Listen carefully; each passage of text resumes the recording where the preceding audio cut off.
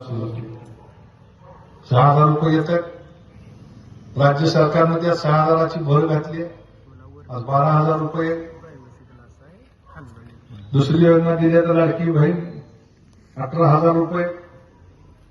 नवरा शेतकरी त्याला ₹12,000. बायको लाडकी बहीण तिला ₹18,000. मग घरात आई वडिलाला 18 आणि 12 30 आणि मुलगा सून असेल तर 30-60,000. वर्षाला ₹5,000 पेन्शन सुरू झाली का नाही झाली? येतात का नाही येत? कुणाला तुम्हाला ₹10 द्यावे लागतील का? चिरीमिरी कोणाला द्यावी लागते का? नाही द्यावं लागत. मोदींनी काय केलं? किसान पेन्शन योजना सुरू केली. मोदींनी काय केलं? ह्या देशाला 10-15 कोटी लोक एक वेळचं जीवन जगताय. शेतकऱ्याचा शेतमाल उठावा अभावी पडून राहतोय, सडतोय. पुन्हा देशातल्या 80 कोटी लोकांना रेशन मुक्त देण्याचं नियोजन केलं. गेली 6 वर्ष झालं हा प्रोग्राम चालू आहे. 80 कोटी लोकांना या देशातल्या रेशन दिलं जात आहे. रेशन दिलं, पेन्शन दिलं. आज ग्रामीण भागात सगळ्यात मोठा कुठला प्रश्न असेल तर आरोग्याचा प्रश्न आहे. एखाद्या घरामध्ये जर किडनी, हार्ट, कॅन्सर, मेंदू अशा आजारानं पेशंट जर आजारी पडला तर त्या माणसावरती उपचार करणं म्हणजे त्या घराला आर्थिक संकटात लोटण्यासारखं आहे. दवाखान्यात तुम्ही गेला लगेच डॉक्टर 50,000ची चिठ्ठी, एवढ्या औषधं घेऊन या म्हणतो की गणेश बागलाकडे गेले की तेवढ्या औषधं घेतली की 50,000 द्यावे लागतात. पोपटरावला बी द्यावं लागतं. द्यावं लागतील का नाही द्यावं? आज मोदीजींनी निर्णय घेतला आणि ह्या देशातल्या गरिबाला पहिल्यांदा मेडिकलची सुविधा दिली पाहिजे. ₹5 लाख इन्शुरन्सचं कव्हरेज आणि दरवर्षी एकदा नाही. ह्या वर्षी 4 लाख चुकून जर कोणाच्या आजारावर खर्च झाले, पुढच्या वर्षी अजून कोणी आजारी पडलं त्याला परत 5 लाख. आणि आता त्याच्या पुढे जाऊन देवेंद्र फडणवीस साहेबांच्या सरकारने घोषणा केली आहे की ₹35 लाख जर एखाद्या आजाराचं बिल झालं असेल तर बरोबर आहे ना?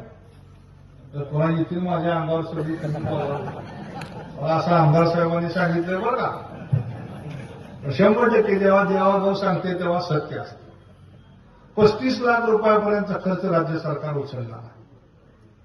आज आम्ही चिठ्ठ्या देतो मुख्यमंत्री फंडातनं 1.5 लाख, 2 लाख, 2.5 लाख मिळते. ते आता त्याने अमाऊंट 35 लाखापर्यंत नेलेली. ज्या आपल्या राज्यातल्या माणसाला उपचाराअभावी मृत्यू आला नाही पाहिजे. मृत्यू आपल्या हातात नाही, पण उपचार करणं आपल्या हातात आहे. हा निर्णय या सरकारने घेतलेला आहे. उज्ज्वला गॅस योजनेच्या माध्यमातून बीपीएल खालच्या लोकांना 12 सिलेंडर असतील किंवा जनरल कॅटेगरीमध्ये 3 सिलेंडर असतील. सगळ्या श्रीमंतांच्या सबसिड्या काढून टाकल्या आणि गरिबाला देण्याचं काम सुरू केलं. हा निर्णय मोदींनी घेतला. जर तुम्ही ₹435 वर्षाला भरले, शेतकरी, शेतमजूर, रस्त्यावर काम करणारा, घरात धुणी भांडी करणाऱ्या असू द्या महिला, तिला ₹435 भरले तर तिला जर चुकून अपघात झाला तर ₹2 लाख विम्याचं संरक्षण हा निर्णय मोदी साहेबांनी घेतला. जीवन ज्योती विमा, जीवन सुरक्षा विमा. तुम्ही जर ₹20 भरले आणि चुकून जर तुमचा मृत्यू झाला तर तुमच्या कुटुंबाला ₹2 लाख मृत्यूचा विमा ही योजना मोदींनी सुरू केली. तुम्ही जर 18 वर्ष पूर्ण केली आणि जर महिन्याला तुम्ही ₹100 भरले आणि असं जर तुम्ही 40 वर्षापर्यंत बँकेत पैसे भरले आणि जेव्हा तुमचे हातपाय थांबतील, तुम्हाला काम होणार नाही, वयाच्या 60 वर्षापासून मृत्यू येईपर्यंत दर महिन्याला ₹5,000 पेन्शन या ज्येष्ठ नागरिकांकरता असणारी योजना जाहीर केली, अटल पेन्शन योजना. किती लोकांना माहिती आहे आपल्याकडे? 18 वर्ष झाले की त्याने खातं उघडायचं आणि पैसे भरायचे. 60 वर्षानंतर मरेपर्यंत त्याच्या कुटुंबाला ती पेन्शन मिळणार आहे. नवरा गेला तर बायकोला मिळणार आहे. हे सर्वसामान्य माणसाच्या गरजा आहेत. या देशात 11 कोटी लोकांना घरं नव्हती. 19 साली मोदींनी घोषणा केली. 19 ते 24 मध्ये 4 कोटी लोकांना घरं, 4 कोटी कुटुंबाला घरं दिली. 11 कोटी कुटुंबाला घरं नव्हती. म्हणजे 50 ते 55 कोटी लोक ज्यांना घर नाही. आज गालेगावामध्ये किती घरं मिळाली? 220 घरं गेल्या वर्षी मिळाली. म्हणजे पूर्वी 2, 5, 8, 10 यायची. आता 100च्या भाषेत आले. 200, 300 टाकलेला आता बघितलं मी 400 घरं आली. काल काशेगावला बघितलं गेल्या वर्षी 750 का 800 घरं आली. विहिरीची योजना आहे. 5 लाख रुपयापर्यंत किंमत वाढवलेली आहे. मशीननं काढायला त्याला परवानगी दिलेली आहे. नॅशनल हायवेची कामं चालू आहेत. रेल्वेची कामं चालू आहेत. काल बजेट जाहीर झालं. या देशातल्या सगळ्यात आता मोठे 7 कॉरिडॉर रेल्वेचे तयार करायचं काम उद्यापासून सुरू होणार आहे. 31 तारखेनंतर नवीन रेल्वे इथे आता बुलेट ट्रेन ह्या वर्षात त्याचा स्पीड आहे 320 किलोमीटर तासाला. आणि मुंबईतनं तुम्ही पुण्यात यायचं असेल तर 35 ते 40 मिनिटात पुण्यात येणार. 2 कॉरिडॉर महाराष्ट्राला मिळाले. एक मुंबई पुणे आणि मुंबई दिल्ली. आणि हाच पुण्याचा कॉरिडॉर उद्या पंढरपूरमधनं हैदराबादला जाणार आहे पुढच्या 5 वर्षात. इतक्या वेगानं प्रगती सुरू आहे. आयटीचे उद्योग येत आहेत. देवाभाऊ परवा स्वित्झर्लंडला गेले. 30 लाख कोटी रुपयाचे उद्योग करणारे उद्योगपती पुढच्या 5 वर्षामध्ये महाराष्ट्रामध्ये इन्व्हेस्टमेंट करणार आहेत. त्यातनं 45 लाख नोकऱ्या नवीन निर्माण होणार. आज वीज माफी दिलेली आहे. पाणीपट्टी माफ आहे. मग हे सगळं सरकार करतंय. आणि त्याकरता आम्ही तुमच्या पुढे घड्याळ चिन्ह घेऊन आलो. तरी आमचे ते लोक म्हणते घड्याळ नकोच. मग पेन्शन मोदीची चालती, लाडकी बहीण मोदींची चालती, 5 किलो धान्य चालतं, सगळं चालतंय मोदीचं. फक्त कमळ नको का? म्हणून माझी तुम्हाला विनंती आहे मित्रांनो, राजकारण जात पात धर्म ह्याच्या पलीकडे जावा. डेव्हलपमेंट दुसरा विषय नाही. आणि या देशामध्ये आज एवढी मोठी ग्रामीण व्यवस्था आहे. आज दुर्दैव आहे 70 वर्ष झाली तरी आम्ही आपल्या चांगल्या गावाला चांगलं पाणी देऊ शकत नाही. आजपर्यंत 70 वर्षात कोणी विचार केला नाही. पण या बायकांच्या डोक्यावरचा हंडा उतरवण्याचं काम मोदी सरकारने केलं. जलजीवन मिशनच्या माध्यमातून 2 लाख कोटी रुपयाची योजना या देशात जाहीर केली. एकट्या सोलापूर जिल्ह्यामध्ये 800 गावात एका वेळेस 2,500 कोटी रुपये या योजनेकरता चालू आहे. तुमच्या गावात आली का?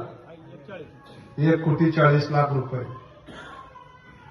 आता पाऊस पडला कुठं? पुळजाला पैसे मिळले का? आदेगावला महाराजांना मिळले का नाही? पोपटराव किती मिळालं सांगा गेलो. किती?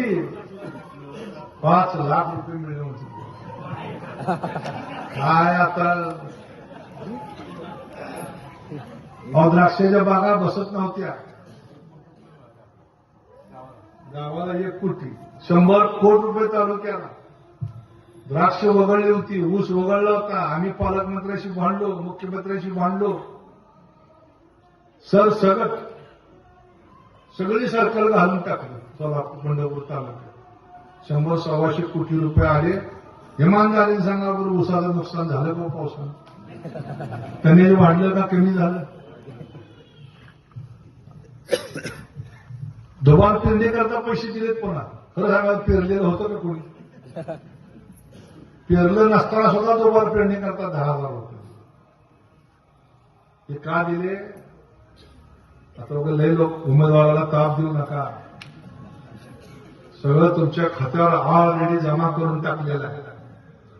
काय गणेश? आता पुन्हा म्हणशील ते करावंच लागतंय. कळलं नाही लोकांना. सगळं दिलंय सरकार. बादलीवर पाणी वाटल्यावर ओघळणार कसं? तुम्हाला चमचा होता म्हणून चमच्यानं तरी बादलीनं मला ओळखलं काय? तर माझी विनंती आहे तुम्हाला सगळ्यांना, ही निवडणूक विकासाची निवडणूक आहे. काहीतरी यायचं, टीका करायची, कोणाला तरी शिवाय द्यायच्या, माझ्या तर रक्तात नाही. मी आता जवळजवळ 70-80 सभा घेतल्या, कुणाबद्दलही बरोबर बोलत नाही. सरकार, त्याची भूमिका, पक्ष आणि आपल्याला कुठं जायचं. म्हणून उद्या जिल्हा परिषद राज्यात सरकार आहे, केंद्रात सरकार आहे, जिल्हा परिषदेमध्ये सुद्धा सरकार येणार आहे. आणि अशा ह्या जिल्पीच्या अध्यक्षपदाच्या निवडीमध्ये आपला उमेदवार तिथं पाहिजे का नको? पाहिजे ना. तर वाढपी ओळखीचा नसेल तर निधी मिळणार. म्हणून ओळखीचा वाढपी त्या ठिकाणी आपण निवडून पाठवूया. आणि स्वर्गीय रामभाऊ बागल असतील, स्वर्गीय चंद्रकांत फाटे असतील, त्यांना एक आदरांजली या निमित्तानं वाहण्याची संधी गाजेगावकरांनी या ठिकाणी मिळालेली आहे. महाराष्ट्रामध्ये अनेक चांगल्या वाईट गोष्टी घडत राहतात. पूर्वी आपण निवडणुका लढवल्या मागच्या इलेक्शनला. आता तर आपल्याबरोबर कल्याणराव आहेत, सगळीच मंडळी आपण एकत्र आहे. आम्ही 2013ला भाजपत गेलो तेव्हा सगळ्यांनी आम्हाला येण्यात काढलं. काय भाजपत चाललाय म्हणून पुन्हा 21ला समाधान दादा आले, आता 25ला 26ला कल्याणराव आले. म्हणजे मला कळलं की आपण वेडं नाही असलो तर आम्ही तिघं बी येणार, नसेल तर तिघं बी सांगा. पण सगळं एवढंच येतंय, सगळं घरात पैसे येते, सगळं येतंय, तरी गाजेगावात मतं का पडत नाही? सांगा मला तुम्ही. समोरचे उमेदवार, समोरचे नेते काय त्यांच्याकडे सांगा बरं.